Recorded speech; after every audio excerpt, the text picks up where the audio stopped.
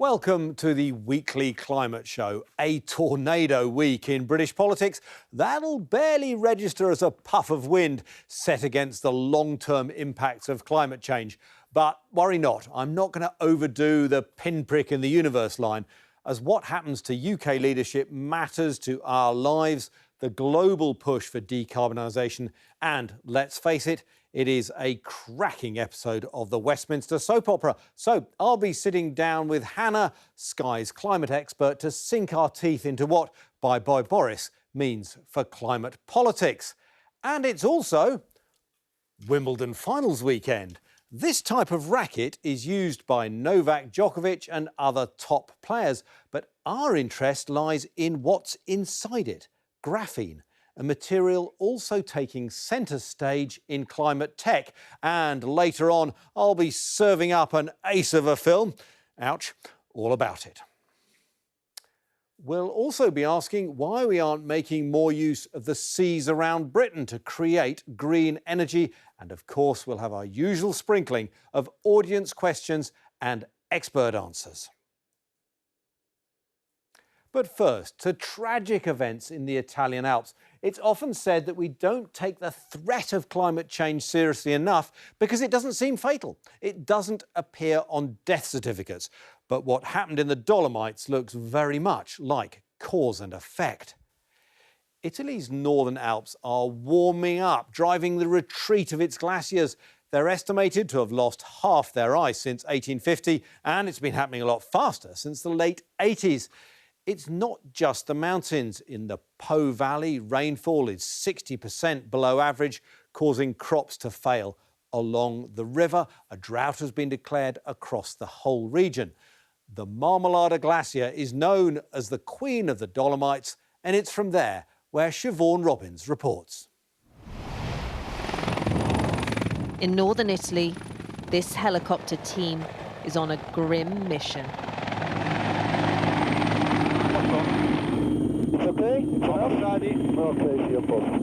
They're heading to the site of a fatal glacier collapse. Their job, to locate the dead. If we see anything like parts of equipment or some clothes, I retrieve it. This is the moment a huge chunk of glacier on Marmolada Mountain broke off, triggering a landslide as it hurtled down a slope.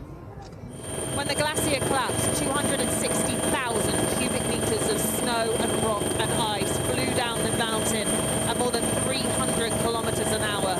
There would have been little warning and no chance to escape.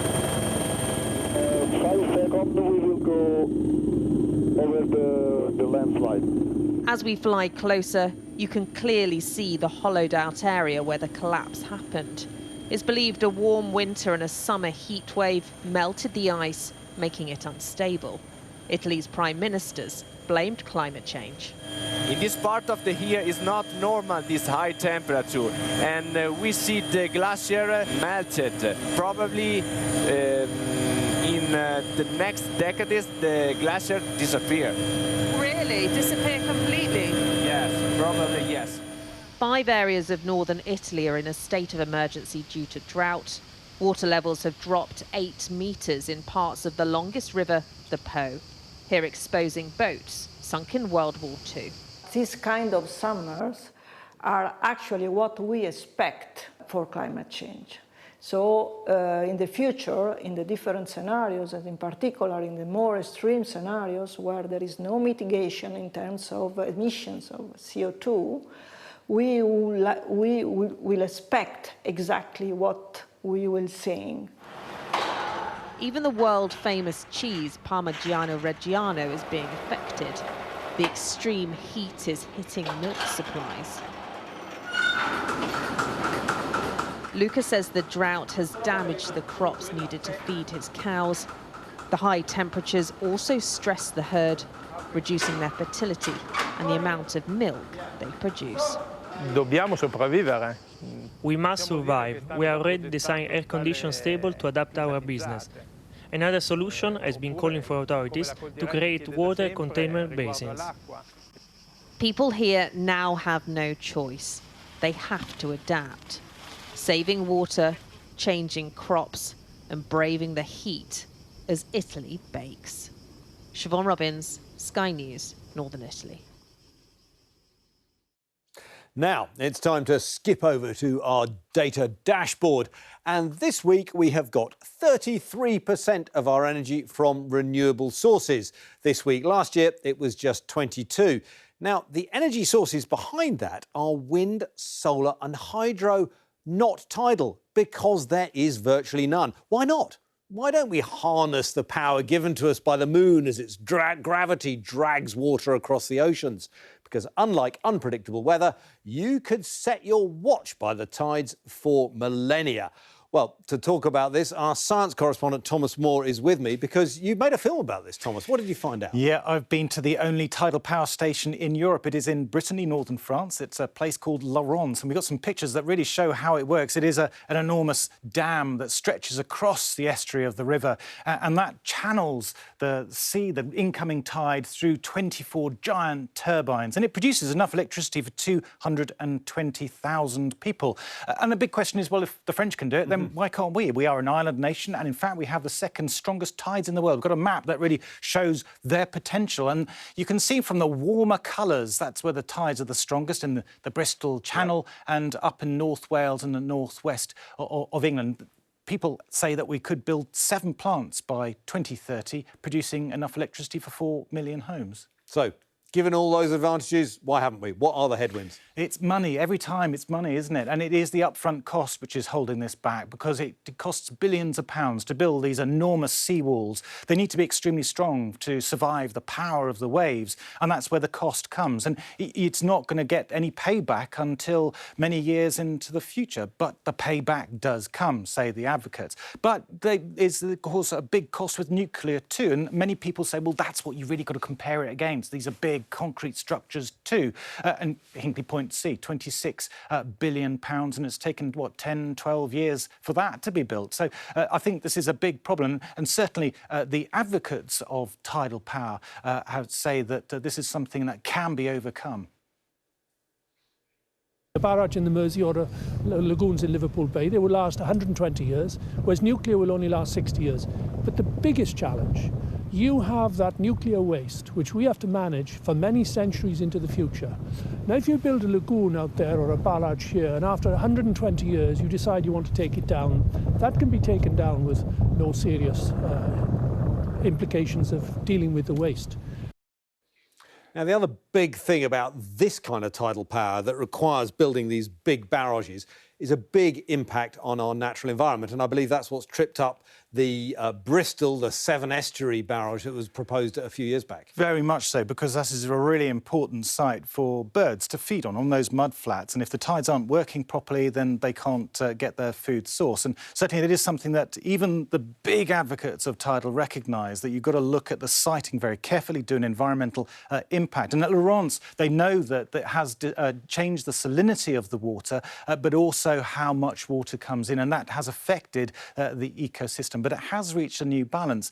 So the feeling is that as long as you look carefully, things can be overcome. And let's face it, all sources of energy do have some kind of impact. Carbon dioxide coming from gas and coal, and even something like solar, if you build it on agricultural land, that might affect food security. And just a quick thought, you sold the kind of fact that we have very good tidal resources as an advantage, but on the other hand, it makes it seem like this tidal power might not be something that will attract global investors because it's kind of unique to Britain or maybe a bit of Canada. And that's true. And if you're looking at a new technology and investing in jobs, you'd want to export that around the world. That's how you get your money back in some ways, a bit like wind technology and how that's changed things here. It's really a matter of the here and now, isn't it? Yeah. We are in an energy price spike, and we're also talking about energy security, and this is why many people say we should be taking a closer look at tidal. Well, it'll be very interesting to see if we can turn the tides on tidal. Thomas Moore, thank you very much indeed.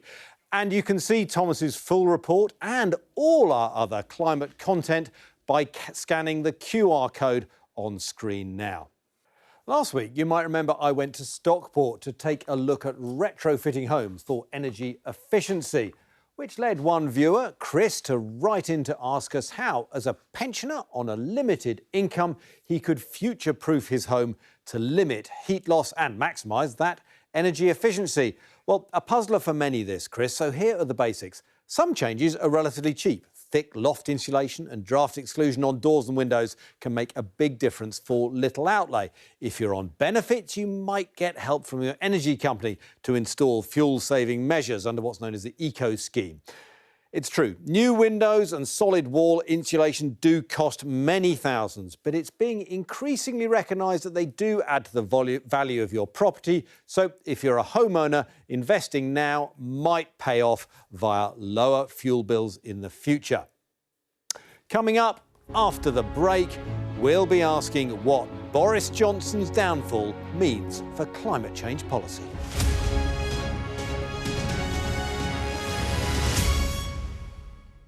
Welcome back to The Climate Show with me, Tom Heap.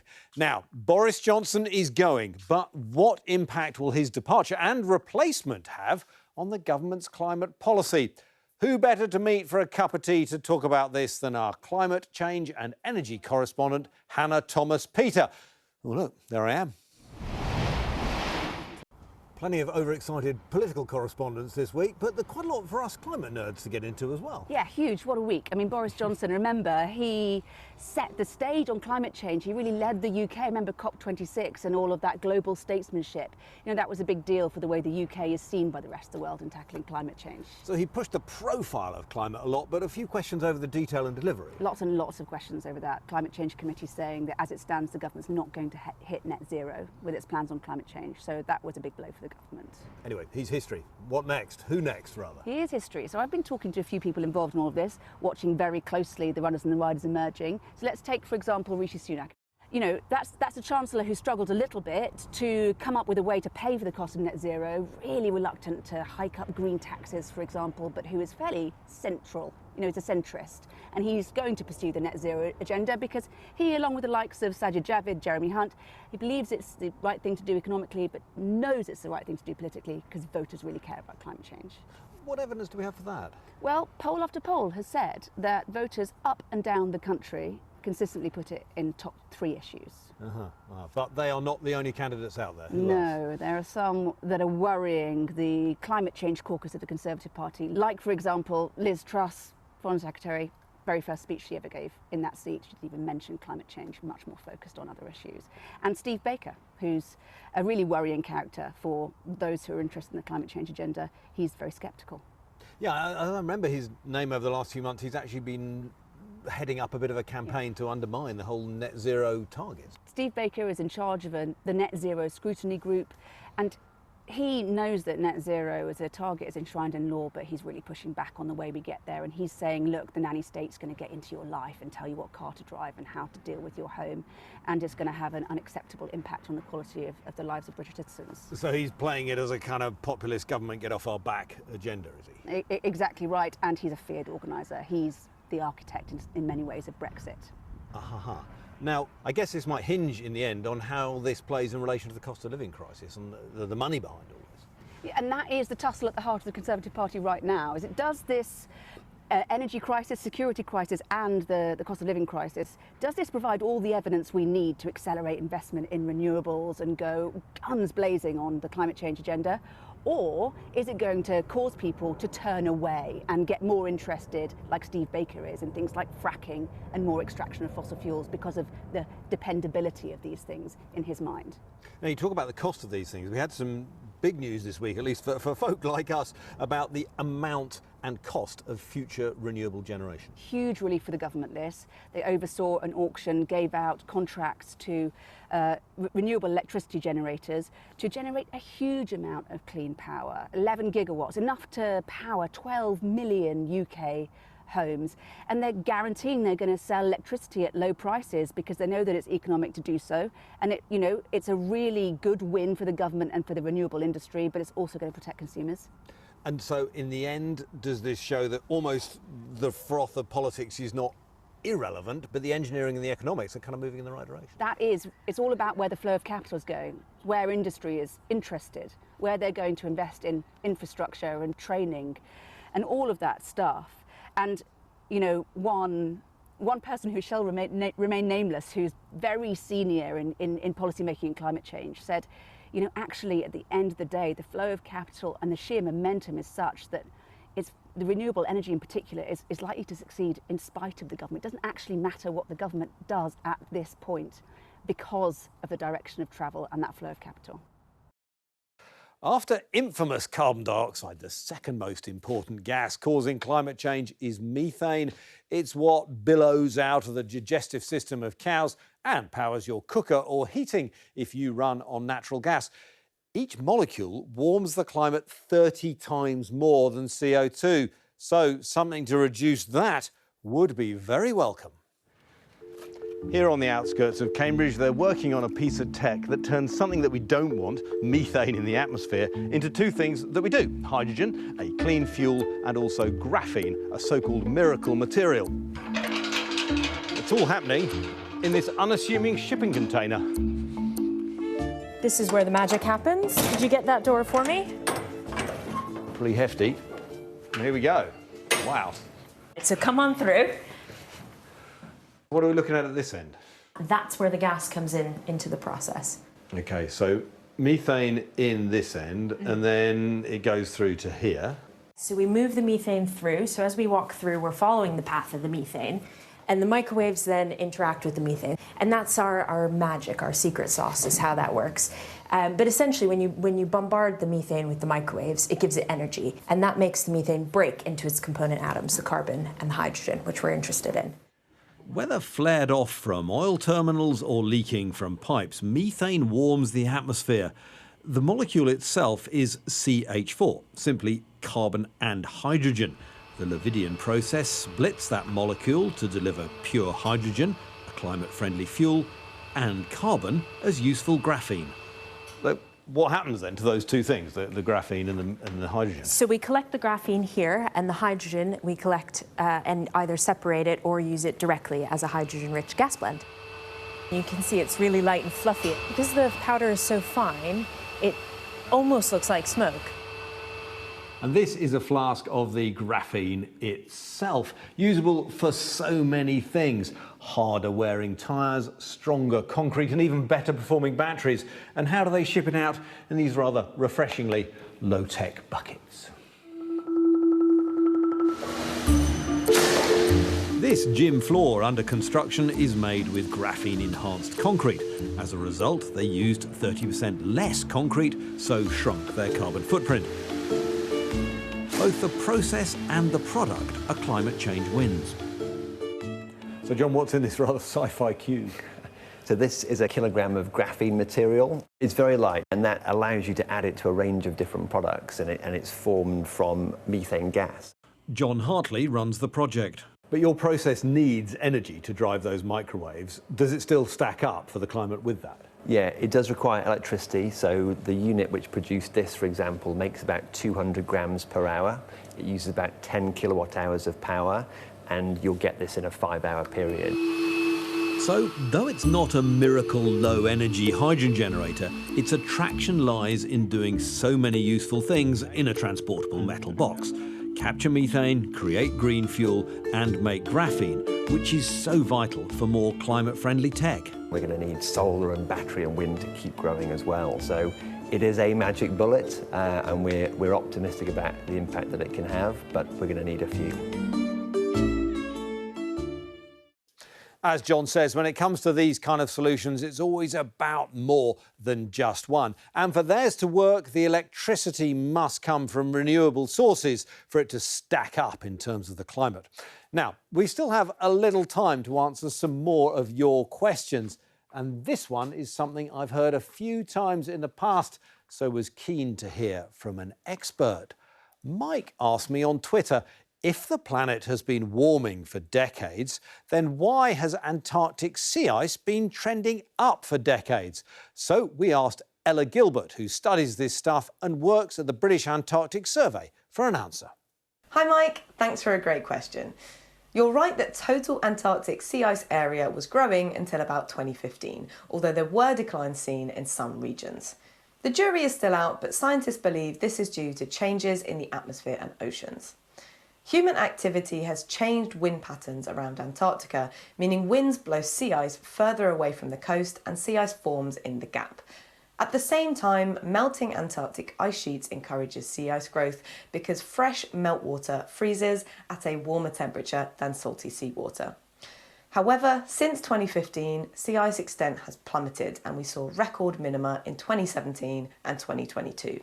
Sadly, this is probably more of what we can expect as the planet heats up. And another one, this from Phil, who sent in his question via our app. He asks, since the depths of the last little ice age 330 years ago, the Earth has been warming. Which part of this warming is natural? Well, Phil, you're right to say it was a bit colder in the 1700s. That was known as a mini ice age. I don't have data going back that far, but what I do have are numbers from the Global Warming Index to show you what's happened since the Industrial Revolution, when things really started to warm up. This line shows you man-made warming, and this one is natural warming and cooling. So that's volcanoes, for example. And here you can see them both together, so that you can see, although natural factors do account for some of the changes, the warming is driven mainly by us. And if you want your questions answered, just go to skynews.com/climate or to any of our social media accounts, where you can add your questions in the comments. We've had plenty of them and not enough time to answer, so we'll soon be putting more of them to our correspondents and experts online. And now, some news showing how good policy can right past environmental wrongs. Fin whales, the second biggest species, have been seen in great numbers in their ancestral feeding grounds for the first time since the whaling ban of 1976.